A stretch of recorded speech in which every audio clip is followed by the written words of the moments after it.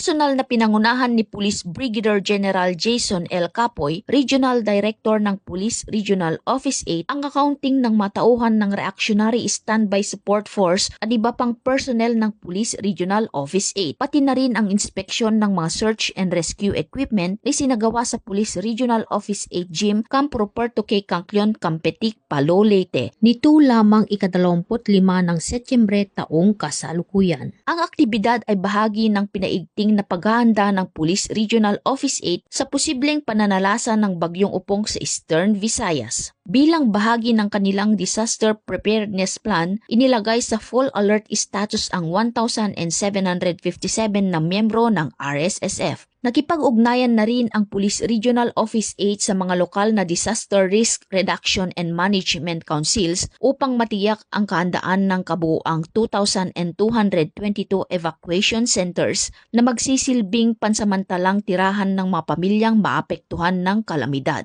Bilang karagdagang hakbang, inactivate na rin ng Police Regional Office 8 ang kanilang mga food bank upang masigurong may sapat na supply ng pagkain para sa mga evacuees, sakaling magkaroon ng pagkaantala sa pagdating ng tulong mula sa iba pang ahensya.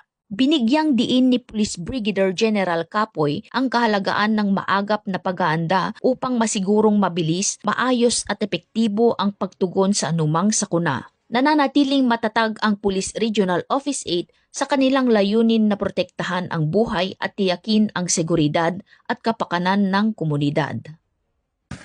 Mula dito sa Eastern Visayas, ako ang inyong PNN correspondent, Patrolwoman Palafox, alagad ng batas, tagataguyod ng Balitang Pulis.